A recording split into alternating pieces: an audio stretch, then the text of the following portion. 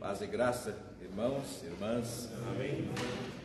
Vou convidar vocês a abrirem a palavra do Senhor no livro dos Atos dos Apóstolos, no capítulo de número 10. Atos dos Apóstolos, capítulo de número 10, leitura do verso 1 ao 16. Atos dos Apóstolos, capítulo 10, verso 1 ao verso 16. Vamos, cada um de nós, fazer a leitura escolhendo um verso conforme aí a sua vontade pessoal. Vou começar lendo o verso 1. Morava em Cesareia um homem de nome Cornélio, centurião da corte chamada italiana, piedoso, temente a Deus com toda a sua casa, e que fazia muitas esmolas ao povo, e de contínuo orava a Deus. Esse homem observou claramente, durante uma visão, cerca da hora nona do dia, um anjo de Deus que se aproximou dele e disse: Cornélio, este, fixando nele os olhos e possuído de temor, perguntou: que é, Senhor? E o anjo lhe disse: as tuas orações e as tuas esmolas subiram para a memória diante de Deus. Agora, pois, envia homens a Jope e manda chamar a Simão, que tem por sobrenome Pedro. Ele está hospedado com Simão, curtidor, cuja residência está situada à beira-mar.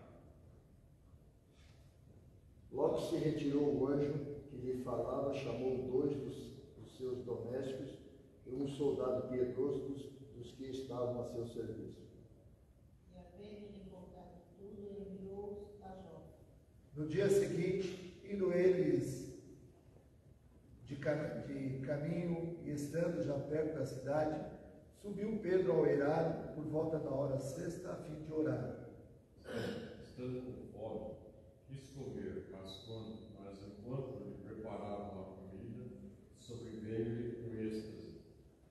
Então viu o céu aberto e descendo um objeto como se fosse um grande lençol, o qual era baixado à terra pelas 4 pontas, No qual havia de todos os animais quadrúpedes, répteis da terra e aves do céu.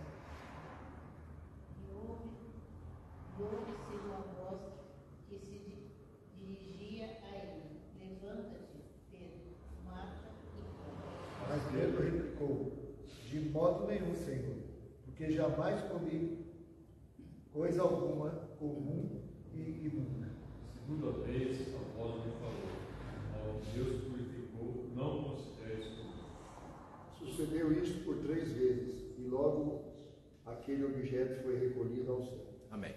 Vou pedir a diaconisa Leite nos dirija a Deus nesta oração, pedindo ao Senhor que nos dê sabedoria, discernimento, humildade, fé para acolhermos a palavra do Senhor. Oremos, irmãos e irmãs. Senhor Deus, muito obrigado por mais esse dia, Deus, esse dia abençoado, esse dia lindo, Senhor, que o Senhor preparou para nós nesta manhã, Senhor. Amém. Te agradecemos, ó Deus, porque temos o privilégio de podermos estar ouvindo a sua palavra, estar meditando, Senhor Deus, que o Senhor possa estar abrindo o nosso entendimento, que possamos estar entendendo, Senhor Deus, que o Senhor tem para nos falar nessa manhã, e que possamos, Senhor, estar tendo sabedoria para colocar em prática no nosso dia a dia. Senhor. Amém, Senhor. Fica, Deus, conosco e perdoa os nossos pecados, em nome de Jesus. Amém. Amém. A prática da oração determina o fim da catarata espiritual. O termo que eu vou utilizar, catarata espiritual, porque é um empréstimo de sentido bastante comum na Escritura, né? Então, a Escritura fala muito sobre a palavra de Deus como pensando em relação ao corpo humano, né? Então, a palavra de Deus é alimento, né? Jesus mesmo falou, né, muitas vezes sobre os olhos, né? Quem tem olhos, né, não veja, quem tem ouvidos não escuta, né?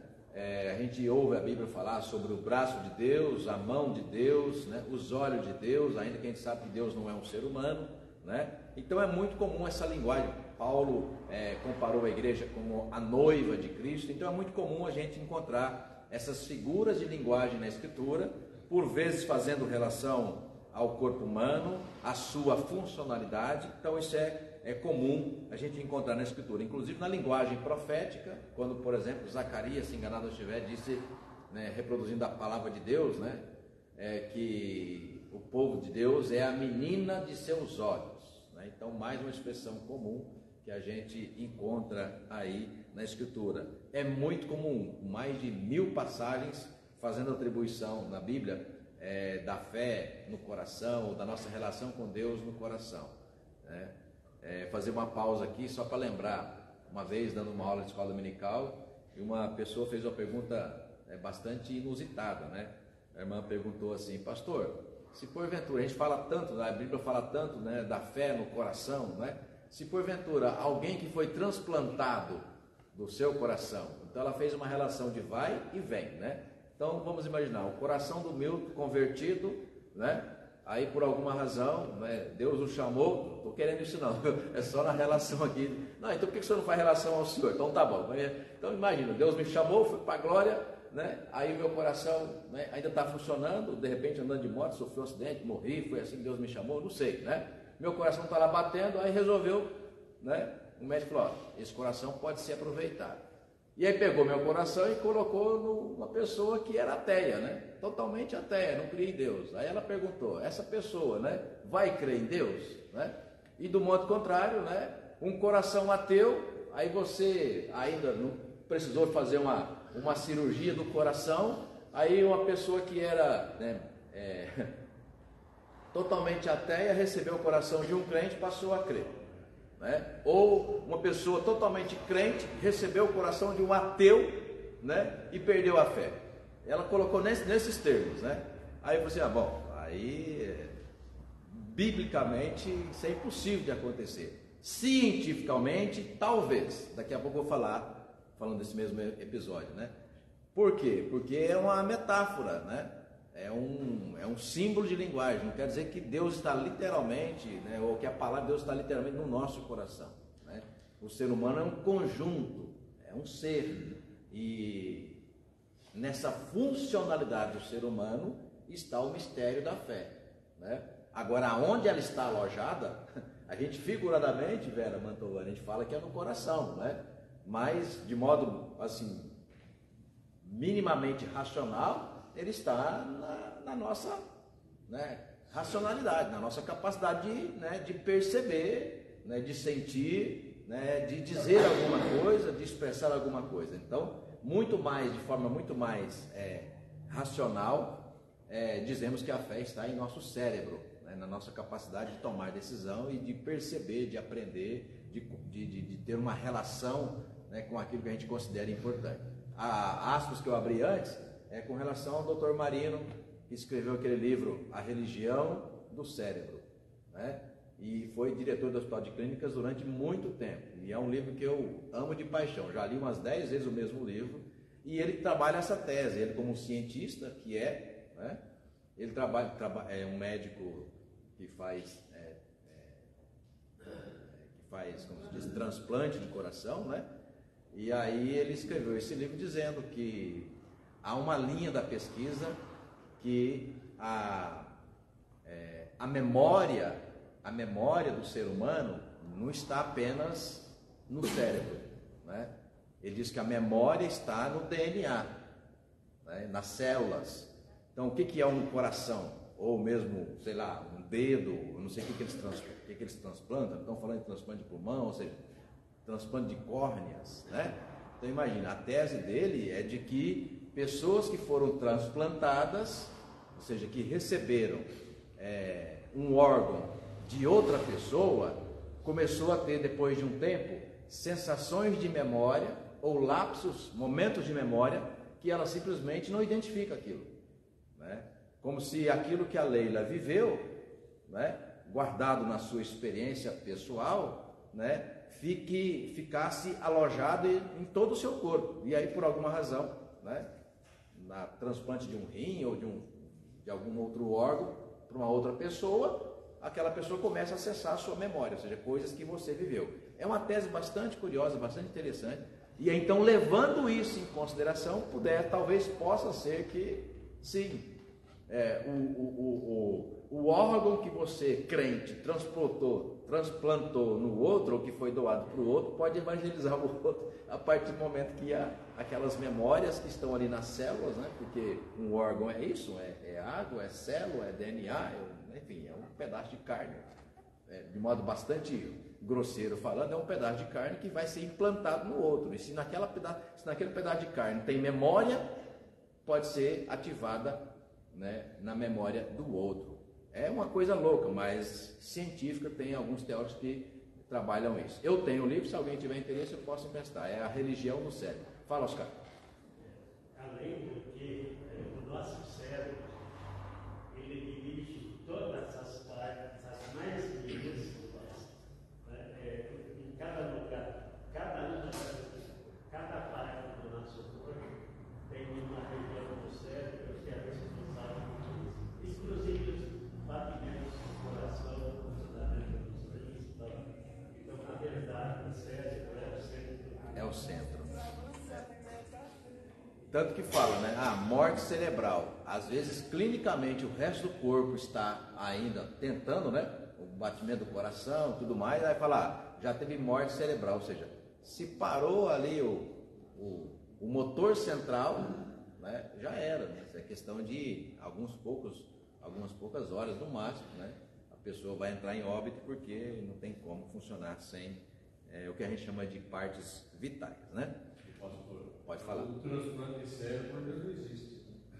Não, mas aí que está. O que ele trabalha de fato não existe, né? Mas o que ele trabalha é que a gente tem, né, todo um avanço da ciência dizendo que a máquina central que é o cérebro, né?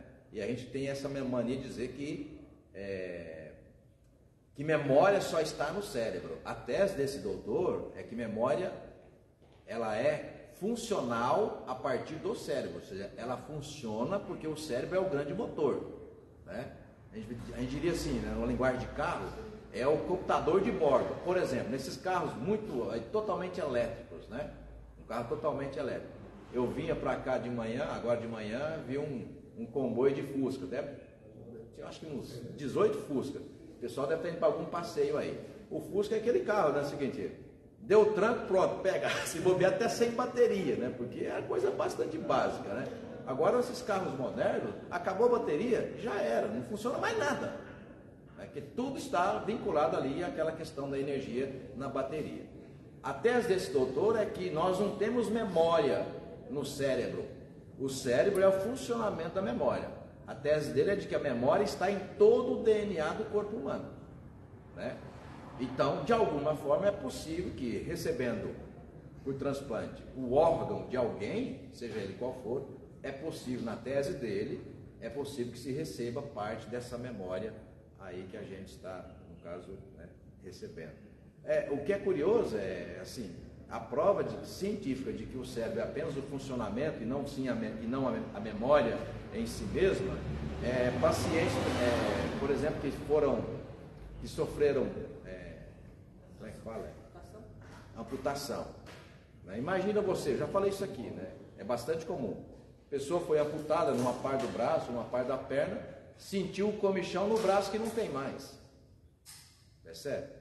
Então isso mostra que o funcionamento está aqui, né? E o cérebro foi condicionado como se diz, aparece aqui o problema, mas quem dá a informação do problema, né, não é a mão, é o cérebro, que tem controle, como o Oscar disse, de tudo, né? E às vezes tem informação lá que, ou seja, não foi ainda deletada, né, Marcos? Está lá no cérebro, está sentindo comichão numa mão que ele não tem mais. Mas como assim, se você não tem a mão, ela não pode coçar. Então é a prova científica de que tudo está no comando, que é o cérebro, né? Interessante isso, bastante interessante. Irmãos, por que Atos, o tema que nós queremos compartilhar, a prática da oração determina o fim, e aí ela empréstimo de sentido, né, da catarata espiritual. Por que Atos dos Apóstolos? Né? Fazer uma rápida itinerância aqui, né?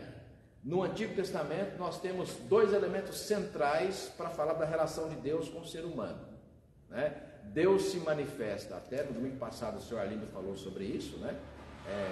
Ninguém jamais viu a face de Deus. Ele até colocou ali, né, Ah, mas o texto lá de Êxodo, de Deuteronômio, que fala aqui com Moisés, né? Deus falava com Moisés face a face.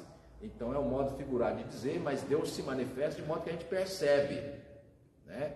Percebe por sons, percebe por sinais espirituais, percebe por visão até, ainda que Deus não se transforme nas coisas ou pessoas ou objetos com os quais ele se manifesta, ou nos quais ele se manifesta. Então Deus não virou uma árvore o dia que Deus falou com Moisés através da sarça, né? Deus não virou a mula o dia que Deus falou com Balaão através de uma mula, né? Deus não virou o ser humano, ou 3 seres humanos, no dia que foram 3 homens, anjos, que foram na casa de Abraão, dizendo para ele que daqui 1 ano ele voltaria e estaria segurando um bebê no colo. E ela, escutando a conversa atrás da porta, riu, e aí perceberam, enfim, já falei várias vezes sobre isso. Então, a forma de Deus manifestar isso no Antigo Testamento era por meio de visões, sonhos, palavras, revelações, tá? E o outro elemento era a lei, que começa com o decálogo, depois todas as leis que foram adicionadas no período de Moisés e os profetas mais tarde, tá certo? No Novo Testamento, começa a partir do que falou Jesus, Deus encarnado, dando ensinamentos, as experiências que foram sendo colhidas, tá? E depois, com a morte de Jesus, vem a terceira etapa bastante importante. Morte e ressurreição, Jesus vai aos céus, prometendo descer ou mandar o Consolador, tá? Então, a partir de Atos dos Apóstolos, nós temos a última definição, pelo menos é o que está escrito na palavra, né? Nós temos a última definição da forma em que o crente se relaciona com Deus. E essa forma é o que? É espiritual. Por isso que essa palavra é muito importante no estabelecimento das características básicas de como nós nos relacionamos com Deus. É porque, como já falei aqui algumas vezes, até em pregações, é muito comum a gente confundir religião com uma vida pessoal com Deus, né? Porque a religião é praticada por aquilo que a gente entende, por alguma razão, que deve praticar. Mas entre praticar a religião e ser, na verdade, né, alguém que teve uma experiência pessoal, transformadora, aterradora com Deus, há uma distância considerável em relação a isso. A própria personagem chamada de Pedro, que é central no texto base da nossa reflexão, vai deixar isso muito claro. Então, por que Atos dos Apóstolos? Porque Atos dos Apóstolos é o documento central da palavra de Deus no Novo Testamento, de que a promessa foi cumprida e o Espírito Santo de Deus desceu sobre toda a igreja, tá? Só para você compreender aonde eu quero chegar, porque afinal de contas é a prática da oração, e aqui eu estou falando, vocês já me ouviram falar muito sobre esse tema, né? Não estou falando da oração coletiva, estou falando da oração individual, tá? Até porque o que Pedro vai ter no texto aqui é uma oração individual, uma oração ali da própria pessoa com Deus. A prática da oração determina o fim da catarata espiritual. Então, a catarata, imagina, a pessoa que está ali às vezes anos, e antigamente isso era muito comum, que não tinha esse recurso, a pessoa está ali sem vários anos aí, com a visão muito turva, praticamente não enxergando mais nada, toma uma vista, depois toma outra. Minha mãe fez essa cirurgia, aliás é muito comum, muitas pessoas, né? Não sei se aqui na igreja tem alguém que já fez cirurgia de catarata. Aí, mudou alguma coisinha depois que fez? Né? Muda muito. Eu já vi casos de pessoas que usavam o óculos fundo de garrafa, fez cirurgia, simplesmente enxergando tudo ali, sem o recurso, né, dos olhos. Então, a catarata é um tipo de doença que vai tirar aquilo que você não tem uma doença, mas, ou seja, você não perdeu a visão, mas aquela película, né, ou seja, aquele tipo de carne que vai nascer ali, que não deveria estar ali, vai começar a impedir a sua visão completa e perfeita. Então, usando aqui uma simbologia de linguagem, né, da catarata, Leila, muitas vezes atitudes que nós temos, inclusive atitudes religiosas, né, atitudes que nós temos vão causando, né, barreiras na nossa vida espiritual que a gente não consegue perceber coisas básicas que Deus tem para nós, né? Então, aqui Pedro é o personagem central desse tema, porque mostra como é que de fato podemos interpretar. Pedro estava, ainda que religioso, ainda que apóstolo, tá? Ainda que apóstolo, Pedro não tinha percebido ainda, né, algo extraordinário que Deus queria mostrar. Por quê? Por conta de religião, né, bastante acentuada, que gerou uma catarata espiritual, Marlene, em Pedro, a ponto de ele não perceber o que Deus estava mostrando para ele, até o dia que teve uma experiência sobrenatural. Abra lá comigo Atos, no capítulo 1, vamos todos acompanhar, para a gente perceber como a presença do Espírito Santo sobre o crente vai fazer toda a diferença na nossa compreensão. Eu quero que você achou o capítulo 1 de Atos? Vamos ler 3 versículos. Quem quiser ler, por favor, pode ler. Atos capítulo 6, vamos ouvir a leitura dos versos 6, 7 e 8, por favor. Atos 1, versículos 6, 7 e 8. Quem encontrou, pode ler. Então os que estavam reunidos lhe perguntaram: Senhor, será este o tempo em que restaures o reino de Israel?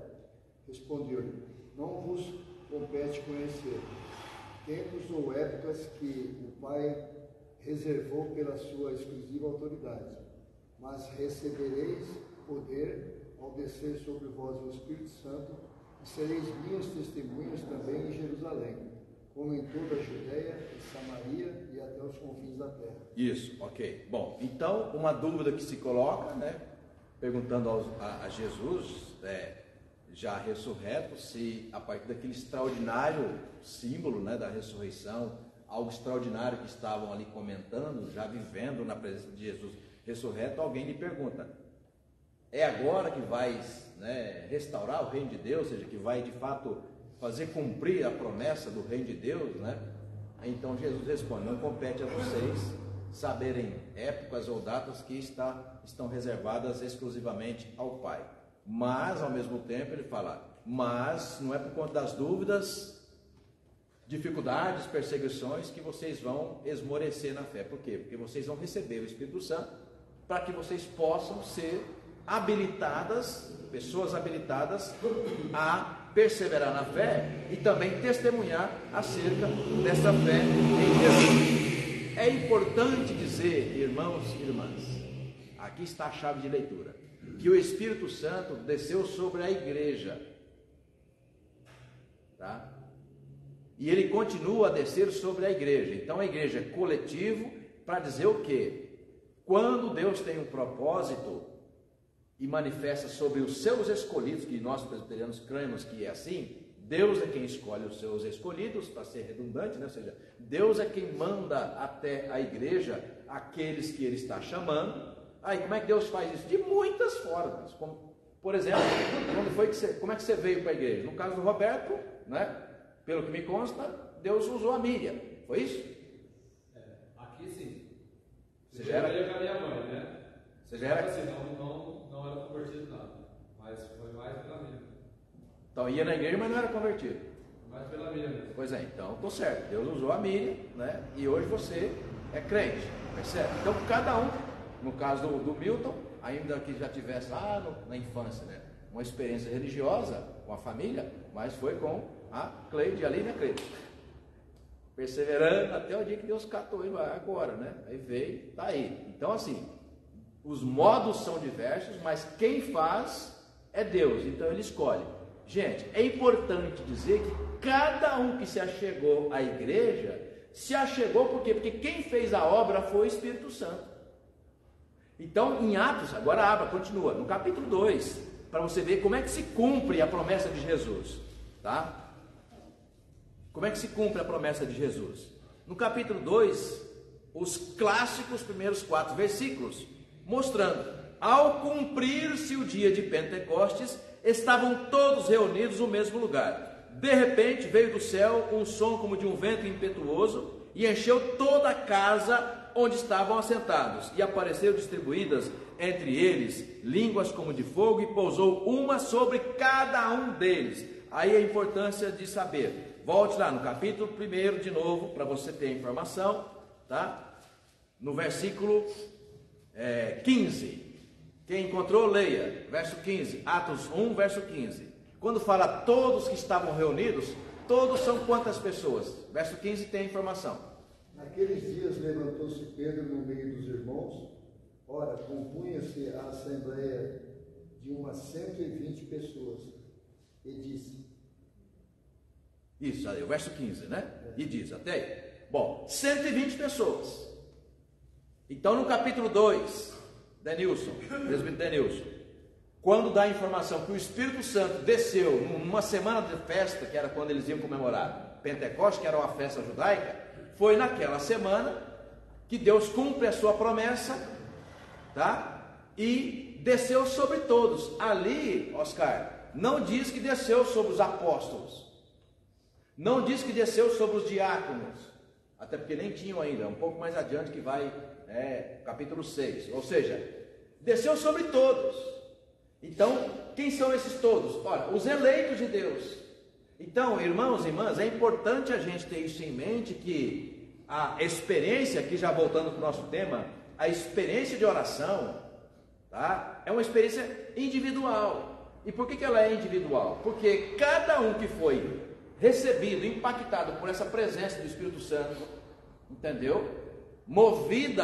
Cada um movido em seu coração, é que tem essa necessidade, assim como tem de fazer refeições diárias para continuar vivo, entendeu? A vida espiritual vai na mesma direção, né?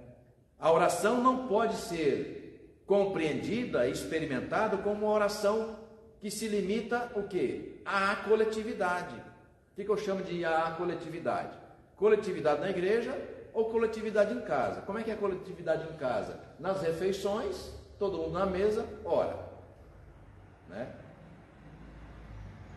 Aniversário, de repente de alguém, reúne a família, ora, né?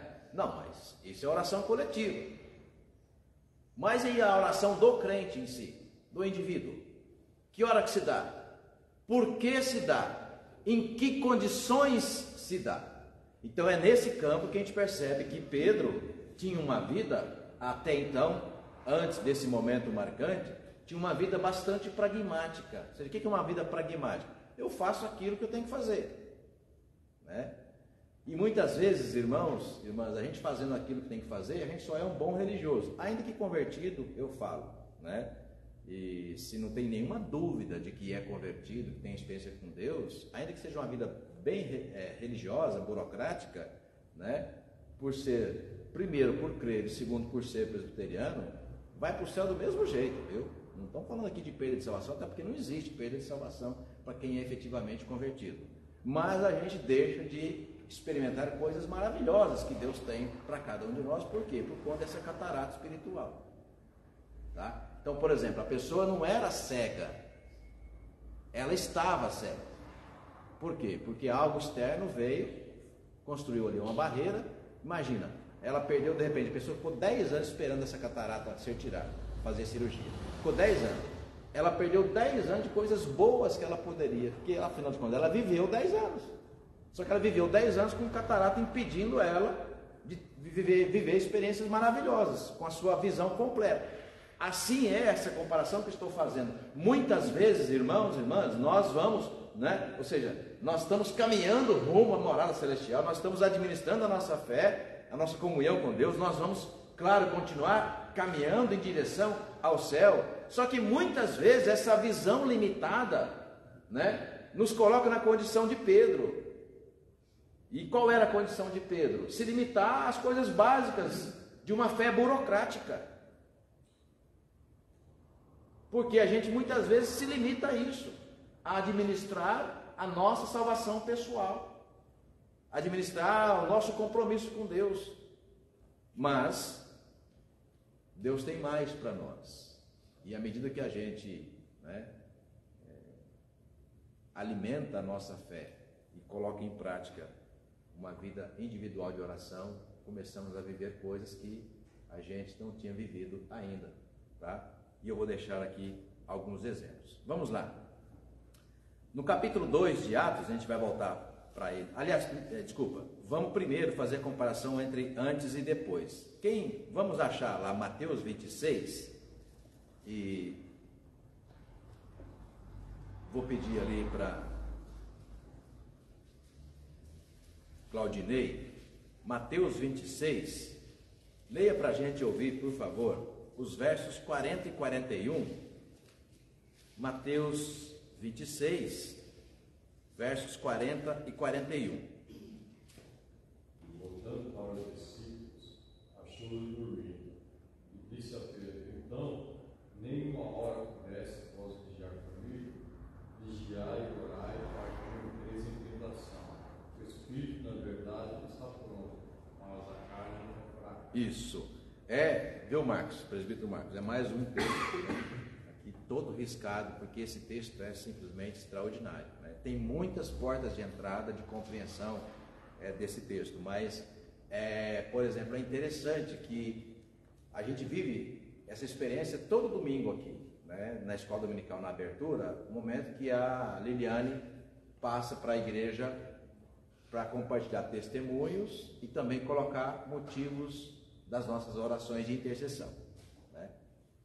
E por mais que a gente publique os motivos da nossa oração, olha, eu quero oração por meu irmão, oração por minha mãe, pelo meu filho, no meu trabalho, oração por alguém que eu conheço, um vizinho, né? Enfim, os motivos que nós colocamos, né? Por mais que a gente coloque isso em oração, irmãos e irmãs, não dá para substituir a experiência pessoal da oração. Isso, Leila, Calvino chamou de graça comum e graça especial. A graça comum, por exemplo, você contou o caso da sua mãe, né, que precisa da intervenção dos médicos e, sobretudo, daquele que é o médico dos médicos. Ok. Então, Calvino falou, João Calvino, reformador, dizia: existe a graça comum. A graça comum é quando a mãe da Leila recebe uma graça indiretamente, por quê? Porque a filha está intercedendo. Trouxe o caso na igreja, a igreja orou na terça-feira, na quarta-feira, na sexta-feira, o grupo de oração, ou seja, colocou, a Nicéia sempre coloca esses temas aqui. Então, obrigado igreja, porque olha, colocamos em oração e por algum momento, por alguma razão, Deus teve misericórdia, Deus teve graça e atendeu aquela oração, percebe? Ok. Calvino chamou isso de graça comum, que é a graça que aquela pessoa que teve o seu nome, né, colocado em oração, às vezes nem sabe que alguém está orando por ela, e a graça chegou até ela, tá? Calvino chamou isso de graça comum, por quê? Porque é a graça que Deus usa de graça, misericórdia, e atende à necessidade momentânea daquela pessoa. Mas ele também disse sobre a graça especial. O que é a graça especial? A graça especial é a graça do quê? Da regeneração, que é uma vida nova, né? A vida nova é tornar-se uma nova criatura em Cristo. Então essa graça é especial. Mas muitas pessoas, Leila, de novo, né, se contentam com a graça comum, que é aquela pessoa que vai na igreja quando a coisa está brava, né? Aí vai, Deus é generoso, resolve, aí vai, quando eu precisar eu volto, né? Então é aquela ideia de que Deus ou igreja é um ambiente ou é um momento para você resolver problemas. Bom, o Espírito Santo vai dizer para os eleitos de Deus que a vida não é feita de favores recebidos, mas a vida é feita de uma experiência pessoal e marcante com Deus. No caso de Jesus, é colocado o texto que ele pede oração, né? O próprio Jesus pede oração. Olha, verso 38, a minha alma, Mateus 26, 38, né? A minha alma está profundamente triste até a morte. Ficai aqui, vigiai comigo. Adiantando-se um pouco, prostrou-se sobre o seu rosto, orando e dizendo: meu Pai, se possível, passa de mim esse cálice, todavia não seja como eu quero, e sim como tu queres.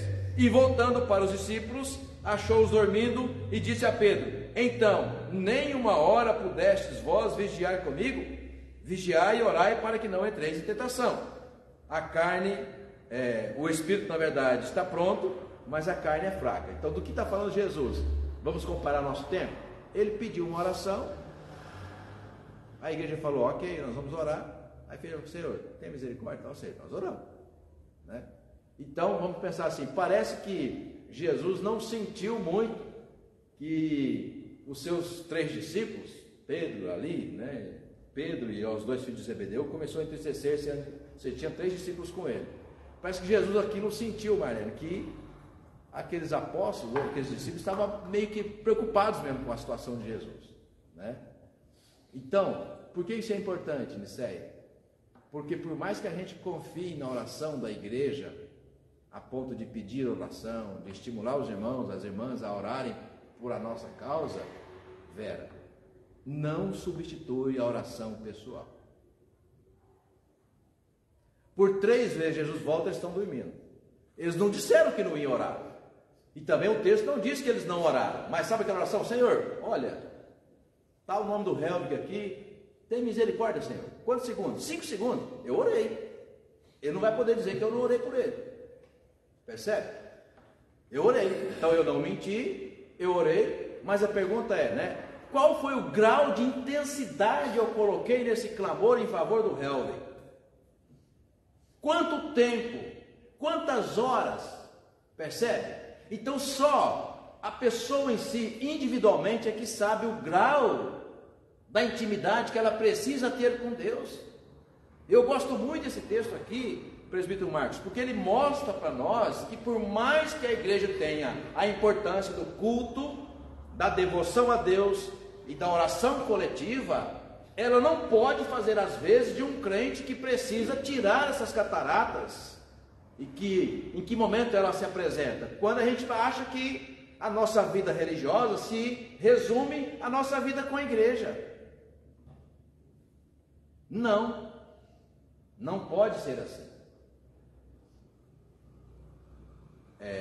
Imaginar que todo domingo tem almoço de família na casa da dona Maria, da dona Antônia, né? Todo domingo tem almoço de família, certo, Marco? Não dá para os filhos pensar, olha, eu só vou comer domingo porque o momento mais gostoso é quando a gente se reúne, todo mundo na casa da minha mãe. Não dá para você se alimentar só domingo. Talvez você come aquele almoço de mãe, né? Maravilhoso, aquela comida de mãe maravilhosa. Aí come bem, né, dona Isabel? Os filhos vão lá, os netos, tá? Come bem, aí vai segunda, né? Ficou segunda sem comer. Aí na terça já está tremendo. Se aguentar, né? Na terça já está tremendo. Na quarta-feira, pronto, cai sua pressão, daqui a pouco você vai ser internado. Né? Por que com o corpo físico a gente investe várias refeições diárias e com o nosso corpo espiritual a gente acha que pode comer uma vez por semana, que é domingo na igreja? Tá? Qual a relação disso com Pedro? Vamos lá para o texto, porque senão a gente passa o tempo e não atende aquilo que estava proposto. Volte lá para o capítulo 10, então. Atos capítulo 10.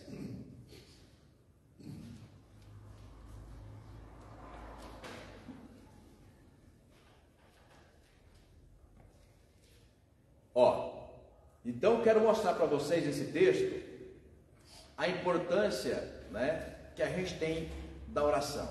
Deus tinha um propósito, alcançar Cornélio. Todo o capítulo 10, capítulo 10, capítulo 11 de Atos, Edna, trabalha esse tema, da importância da gente romper essa prática religiosa. Quando eu falo romper, não deixar, não é não ter mais, não. Continuar, claro, continuar tendo a nossa vida religiosa em comunidade, mas não traduzir ou não resumir a nossa vida espiritual apenas aos momentos coletivos de culto. Então Deus tinha um propósito, de alcançar Cornélio e todos os seus. Para isso ele vai escalar quem? Ele vai escalar alguém que está ali, né, no propósito dele. Ele escalou Pedro. E quando é que Pedro percebe que ele estava escalado? Foi em oração. Tá? Então veja, versículo 9, Atos 10, versículo 9. No dia seguinte, indo eles de caminho e estando já perto da cidade, subiu Pedro, não estava com mais ninguém. Ele estava junto de Simão, o curtidor, na casa, na praia, ali no apartamento, ali, ó, na beira da praia, eu gosto muito do texto. Então ele estava lá na sacada gourmet do apartamento, olhando para a praia, né, ali do Gonzaga, em Santos, né? É lá onde mora o irmão do Oscar, né? Mora lá em Santos, né? Não sei se é na beira da praia, né? Mas você imagina, então foi lá na casa, o Oscar foi lá na casa do irmão, o irmão mora na beira da praia, tem uma sacada gourmet. Enquanto ficava pronto o almoço, ele sentiu no coração, o Oscar falou: eu vou ali sozinho, eu vou ali contemplar o mar, eu vou ali na sacada. Ok, estava lá a família do irmão dele, na cozinha, preparando alguma coisa. Vai o Oscar lá para a sacada, fecha o vidro, está só, começa a contemplar o mar, e acontece algo que não estava no controle nem no planejamento dele. Deus manifesta-se a ele, porque a expressão aí, ó, no verso 10 é êxtase. Então êxtase é estar mesmo extasiado, ou seja, algo extraordinário. Palavra extra-ordem. Ordem é aquilo que a gente faz para manter a nossa vida em dia, dentro do nosso controle. Extra-ordem é aquilo que fugiu do seu controle. Então, dona Isabel, o Senhor apareceu a Pedro de tal modo que ele percebeu algo extraordinário. E para não deixar dúvida, Roberto, o texto ainda continua aqui. Depois do êxtase, ele ainda tem também uma visão, para não ficar dúvida. Mas como é que isso acontece? Porque ele vai sozinho, ele vai orar. Verso 9: no dia seguinte, indo ele de caminho, estando já perto da cidade, subiu Pedro ao eirado, por volta da hora sexta, por volta do meio-dia, que é a hora que a gente almoça mesmo, né? A fim do quê? O que está escrito aí na sua Bíblia? Orar. Então, Cleide, sozinho, no momento em que ele sentiu no coração, isso aqui é um lugar de orar, esse lugar é maravilhoso, é bonito, e sente no coração, né? Ele vai orar. Verso 11, aliás, verso 10: estando com fome, quis comer, mas enquanto estavam preparando a comida, ou seja, ele continua ali, sobreveio-lhe um êxtase. Então viu o céu aberto, descendo um objeto como se fosse um grande lençol, o qual era baixado à terra pelas quatro pontas, contendo toda sorte de quadrúpedes, répteis da terra, aves do céu. E ouviu-se uma voz que se dirigia a ele: levanta-te, Pedro, mata e come. Até aí. Ou seja, para não deixar dúvida, 3 formas de linguagem, Edna, para descrever o que Pedro teve. Primeiro, ele teve um êxtase.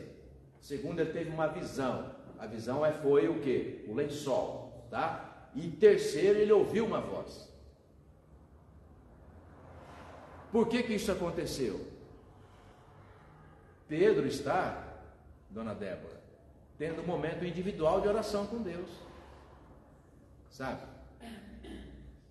E é isso que eu estou chamando aqui na nossa reflexão, é isso que determina o fim da catarata espiritual. É o nosso tempo de a sós com Deus. Poderíamos especular, já que não está no texto, né? Será que Pedro teria esse momento tão especial, íntimo com Deus, se não tivesse dedicado um tempo em oração? Né? Um tempo de oração. Hora que ninguém está vendo. Ou seja, qual a necessidade que sente, né, que cada crente sente no coração? Eu quero ter um tempo. Eu já preguei várias vezes, já dei várias aulas sobre esse tema aqui mesmo em Mauá, né? Jesus deixou rastros incontestáveis da necessidade de se ter uma prática de oração. E olha que Jesus é Deus encarnado. Né? Se o próprio Deus encarnado, Jesus Cristo, o Filho, tinha uma prática regular de oração, e não era a oração que eu já contei, aquela, Senhor, é aquela, né? Sabe, escreveu uma oração bonita lá, porque toda vez que ele ia dormir, né? Quer dizer, que ele ia dormir, aí fala assim, não, agora é aquele velho hábito, Dona Isabel, de orar na hora que vai dormir. A gente aprendeu isso com os nossos pais, na hora que vai dormir tem que orar, né? Só que ele já fez tudo, já passou o dia inteiro, né? Já comeu, já correu, já trabalhou, aí chegou em casa, tomou banho, assistiu o futebol, né, Marcos? Assistiu o Palmeiras, né? Perder hoje, né? Assistiu o Palmeiras, ou seja, já fez um monte de coisa. Quando é meia-noite, já está pingando de sono, eu vou dormir. Imagina a qualidade da oração que a gente oferece a Deus, Leila. A quantidade de coisa que foi feita durante o dia inteiro, inclusive do lazer, do descanso, que é assistir um futebol, ou uma outra coisa que seja, foi no shopping, ou seja, gastamos tanto tempo com coisas importantes também, que são importantes, mas no pior momento, é o momento que a gente fala assim, agora é a hora de orar, ou seja, que você já está pingando de sono, né? E aí quantos segundos dura a oração? Se é que você consegue terminar a oração? Quantos de nós? Não sei você, mas eu já, né? Eu já percebi que um horário ruim de orar é a hora que vai dormir, né? Quantas orações a gente já deixou no meio do caminho, porque ele não conseguiu terminar, ó, né? Apagou. Bom, e quando perde o sono de madrugada e acorda, né? 4h30, pastor, 4h30 eu não acordo o sono, não perdi o sono não, eu acordo mesmo porque a realidade me chama, ou seja, em algum momento você fala, não, essa é a hora de orar, tá? Não é sempre, entendeu? Mas alguns momentos especiais que Deus está te dando. Ora, é importante dizer que ele estava indo na praia, ele não morava lá, ele foi na casa do Simão, o curtidor, ou seja, percebe? Não é uma coisa corriqueira, ele foi no momento, almoçar na casa de alguém, e foi naquele momento que Deus falou, olha, vai orar. Falou, ó, é hora de orar. Fechou ali a porta, ou seja, no eirado, sozinho, começa a orar, Deus fala com ele. Percebe? Então, irmãos, e naquele momento, vou aqui apontar nessa direção, já passo a palavra para o Roberto. Naquele momento, Denilson, Deus tira a catarata dos olhos de Pedro, porque, primeiro, que ele fez algo inusitado. Ah, não, mas eu vou começar a orar aqui na casa dos outros. Ele fala assim, na casa dos outros, né?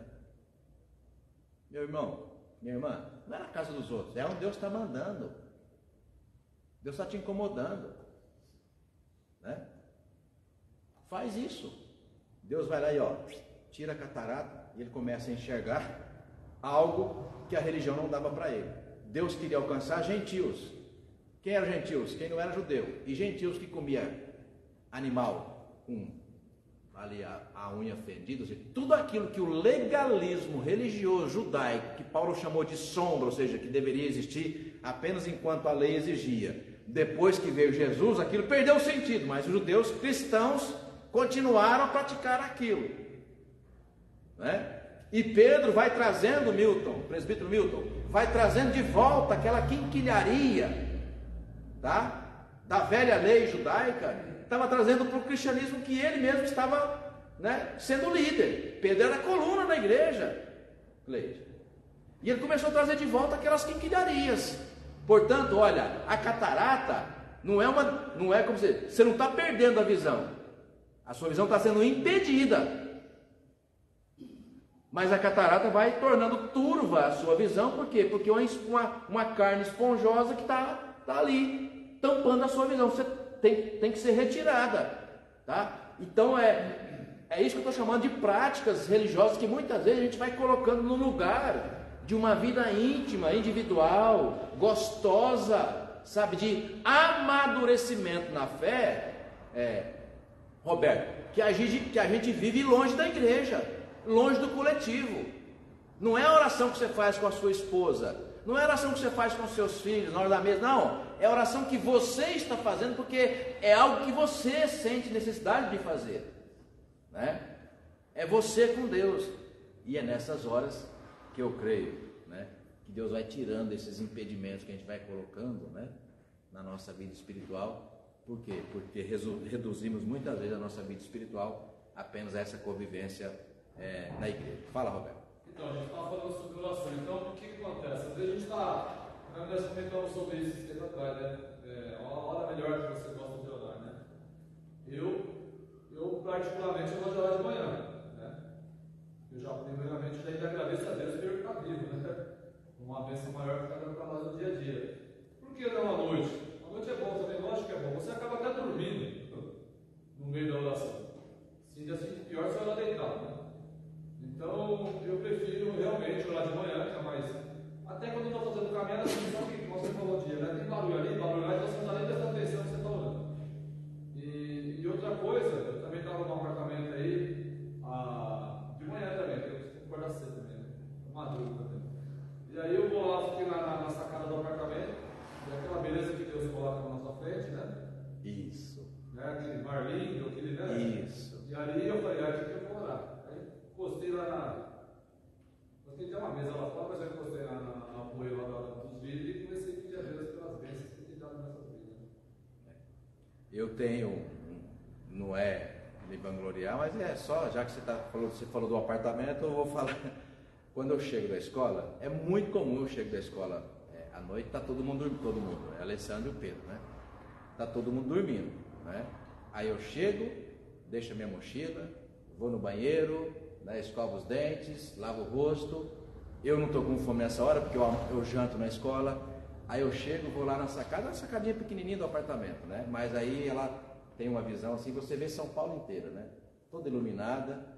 E aí, irmãos, testemunho pessoal, esse eu nunca contei para vocês. Aí eu chego ali na sacada, eu fecho a sacada, que ela fica menor ainda, eu fecho o vidro, né? Ali. E aí eu sento ali, contemplo São Paulo, a casa que tem para morar, e ali eu começo a orar. E sempre lembro, isso tem 20 anos, né? Fez 21 esse ano. Sempre lembro, quando vim para São Paulo, ia fazer visita, e eu via as ovelhas da igreja, as ovelhas do Senhor que eu visitava, cada um com a sua história pessoal da casa. Né? Eu construí essa casa assim, eu comprei esse apartamento assim, contando as histórias da bênção, da superação das crises, das dificuldades, como Deus honrou e tudo mais e tal. E eu sempre sonhava, até porque isso é um trauma familiar. Minha família durante muitos anos viveu de aluguel, que era um drama, né? Na década de 70, aquela inflação alta, virando 80, né? Subia, teve ano a gente mudar 6 vezes no mesmo ano, sem uma dificuldade tremenda. Eu cresci traumatizado, cresci não, né? Virei homem, não cresci. Virei homem traumatizado com isso. Então eu sempre sonhei ter a casa própria. Quando eu cheguei em São Paulo, que eu visitava aquelas famílias no Jabaquara, eu orando sempre, Senhor, me dê, abre o caminho para eu comprar meu apartamento, comprar minha casa, eu quero ter um lugar para morar. Quando envelhecer, é aqui que eu vou terminar, é aqui, vou parar aqui e tudo mais. Então quando eu chego em casa, né, tá todo mundo dormindo, ou seja, o telefone não toca, até porque não toca o telefone mais mesmo, porque não tem mais telefone, o celular está no silencioso, todo mundo dormindo, eu falo, gente, é só você, é a sua hora, né? Então é disso que eu falo. Você chega ali, vai todo santo dia, fala assim, obrigado, Senhor, obrigado por esse lugar, é resposta de oração, né? E aí Deus te fala outras coisas, porque você programou um tempo, você separou um momento que é você com Deus, né? Imagina naquela varanda linda que tem na casa do Helvig, ali, maravilhosa. Aliás, ontem a Jaque até colocou umas plantas lá, dona Eledi, né? Umas plantas bonitas que tem ali na frente, lá no quintal, ou seja, lugar propício, né? Imagina começo de noite não, né? Ali para as 10 horas, quando não passa tanto carro mais, né? Que começa a ficar um silêncio, né? É aonde que a gente tem as oportunidades. Então é se programar, né? Se programar, não, esse tempo é meu com Deus, né? Esse tempo é um tempo meu com Deus. Vamos terminando? Verso 17 que não foi lido ainda. Atos 19, aliás, Atos 10, verso 17. Então ele tem uma visão. Ouve uma voz, ó, mata e come, ou seja, olha, faz algo que você jamais faria se eu não tivesse falado contigo, tá? Então a oração, irmãos, dá esse poder. Na oração Deus fala com você, e de repente Ele fala com você te contrariando em algo que você nem imaginava. Então no verso 17, enquanto Pedro estava perplexo, Edna, perplexo, ou seja, quando é que a gente fica perplexo? Ou seja, não está acreditando no que está vendo. Perplexidade. Enquanto Pedro estava perplexo sobre qual seria o significado da visão, eis que os homens enviados da parte de Cornélio, tendo perguntado pela casa de Simão, no mesmo lugar que estava Pedro, pararam junto à porta e chamando, indagavam se estava ali hospedado Simão, por sobrenome Pedro. Olha só, gente, que coisa linda, Deus tinha um propósito para cada detalhe daquilo que estava acontecendo. Eles nem conheciam Pedro, mas Deus dá uma visão a Cornélio, vai em tal lugar, a Jope, na casa de Simão, curtidor. Aí Cornélio percebe a visão, manda ali representantes, eles vão lá na casa de Simão, o curtidor. Deus tinha dado até o nome, e lá vocês vão chamar por Pedro, por Simão também, mas não é o curtidor, era só Charás, né? Mas a referência é, um é o curtidor e o outro é o Pedro, que numa linguagem da palavra grega mesmo é pedra, ou seja, um Simão num trocadilho com a palavra pedra. Então poderíamos dizer assim, o nome de Pedro na verdade era o nome de Simão, e o apelido dele era o que? Pedra, né? Porque a palavra grega lá é pedra mesmo, né? Ou Petros, tá? Olha só, então, no verso 19, enquanto meditava Pedro acerca da visão, disse-lhe o Espírito, estão aí 2 homens que te procuram, na visão. Ele nem sabia ainda que os homens estavam lá na porta, mas o Espírito fala para ele, Claudinei. Verso 20, levanta-te, pois, desce e vai com eles, olha, nada duvidando, porque eu os enviei. E descendo Pedro para junto dos homens, disse, aqui me tendes, sou eu a quem buscais? A que viestes?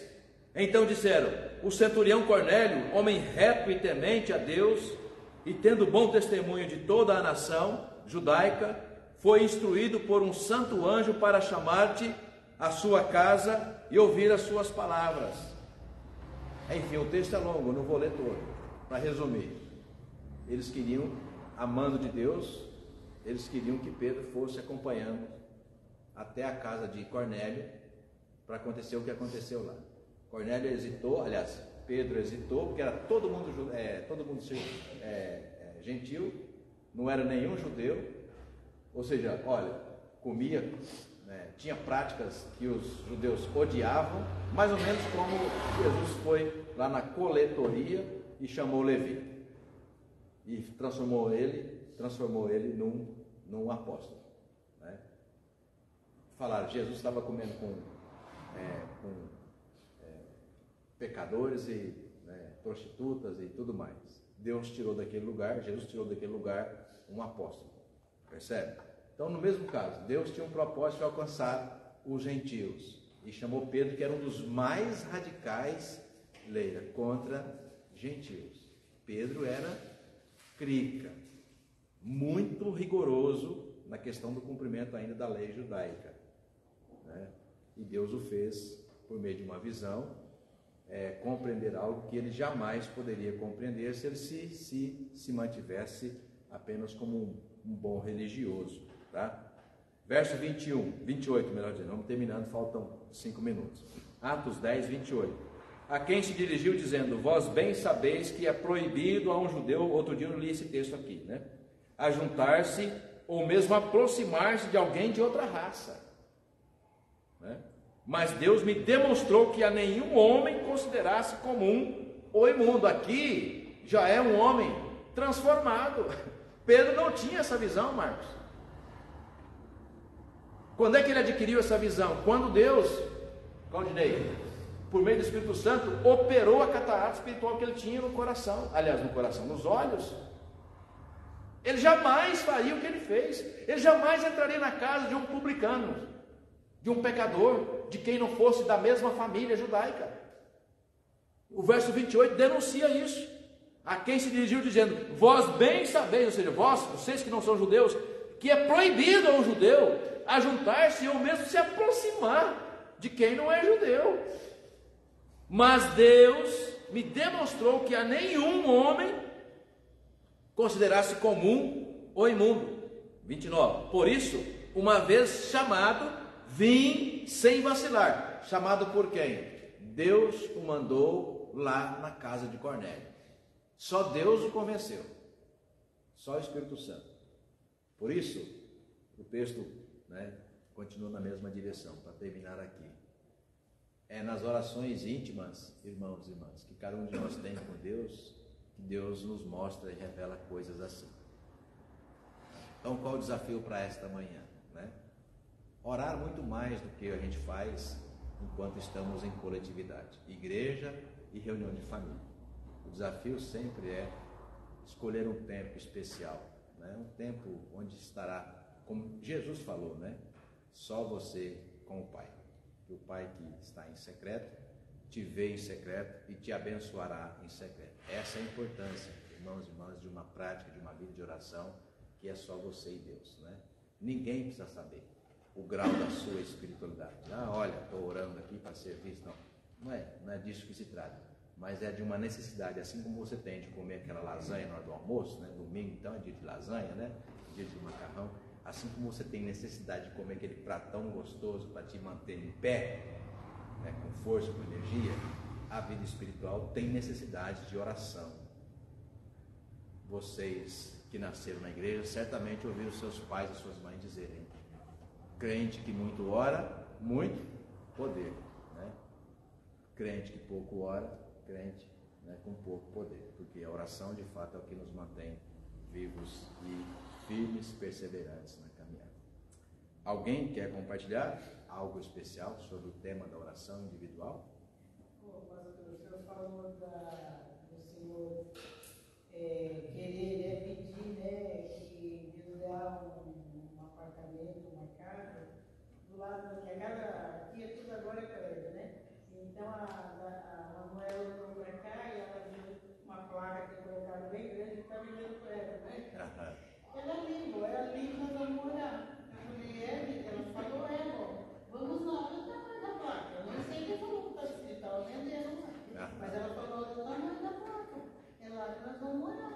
Eu falei, filha, ela falou, então você ora a Deus para que Ele possa nos dar condições de morar lá.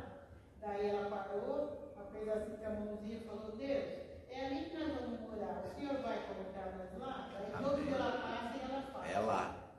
É ali. Eu falei, não, é quanto? Pode ser um menor, não, é ali que nós vamos morar. Uma das... Eu falei assim, que Deus te abençoe, né? Sim. Que possa não ser hoje, Sim. mas o amanhã. Será na vida de alguém dos nossos. Né?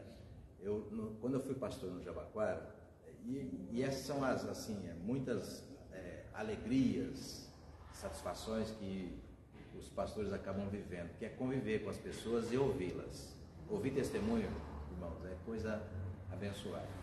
Então, para vocês que convivem na igreja, acabam ouvindo aqui, mas o pastor que vai na casa do povo, né, tem o privilégio de ouvir testemunho, né, in loco, né?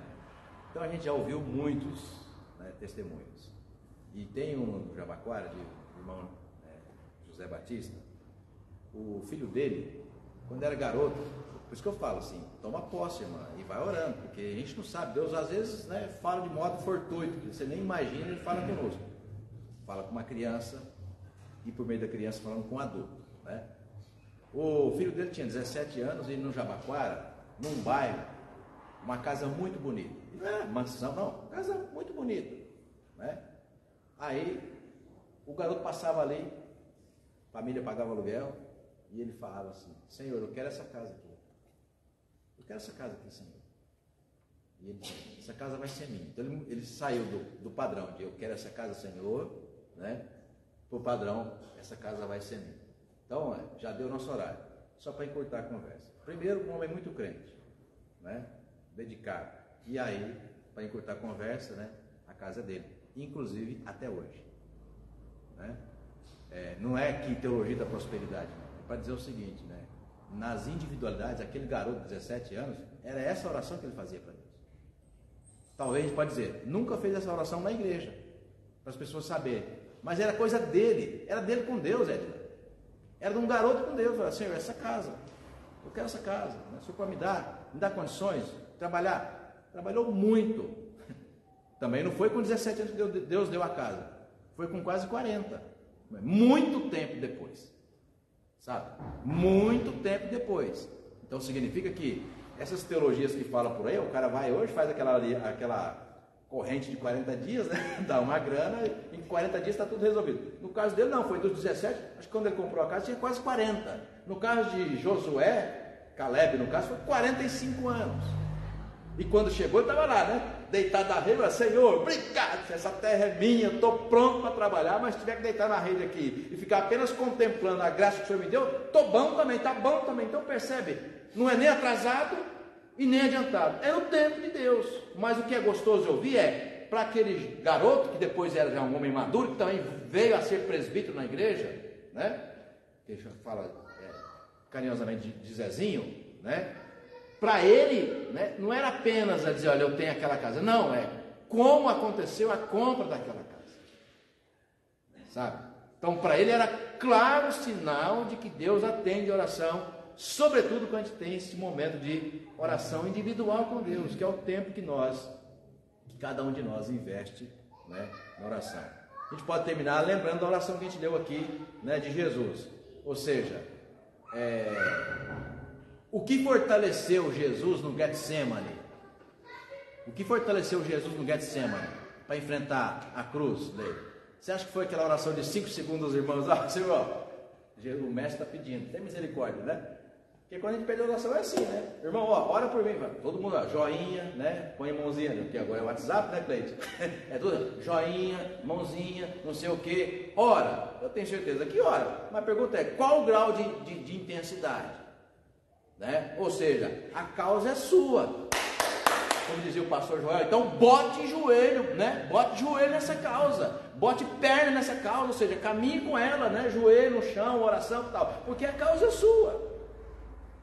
É que às vezes a gente quer fazer o contrário, né? Não, já pedi oração na igreja, não, estou descansado, né? Já pedi oração na igreja, ou seja, não, a igreja vai fazer o seu papel, não, peça oração na igreja, mas faça também, ou faze também a sua parte, porque se Jesus dependesse da oração daqueles 3 discípulos, né? Mas quem sustentou ele? O que sustentou Jesus naquele momento? Foi a intimidade dele com o Pai. Fala, Alberto. Eu estava lá no interior, deitado na rede, né? A meu sogro, é uma maratona apóstola, né? E ele falou assim: olha, pessoalmente, o meu sonho era isso aqui, ó. Era ter isso aqui. E foi realizado, né? Graças a Deus. No tempo certo, né? De acordo com o propósito do Senhor. Vamos orar? Obrigado, Deus, por esse tempo que passamos na Tua presença. Obrigado, Senhor, pelo privilégio e liberdade que nos dás de poder meditar na Tua palavra e com ela, Deus, aprender como deve ser, ó Pai, administrada a nossa vida, a nossa caminhada de fé. Obrigado por esse tempo. Prepara o nosso coração para o culto de logo mais à noite, Senhor. Guarda-nos enquanto o almoço de família, reunião de família, e que a nossa vida, ó Pai, a cada dia esteja de acordo com o Teu propósito. Que a Tua bênção seja sobre nós, nos ajudando a perseverar no caminho da fé. Oramos, Senhor, agradecidos, em nome de Jesus. Amém. Amém. Deus abençoe a todos e a vocês que também de casa nos acompanharam.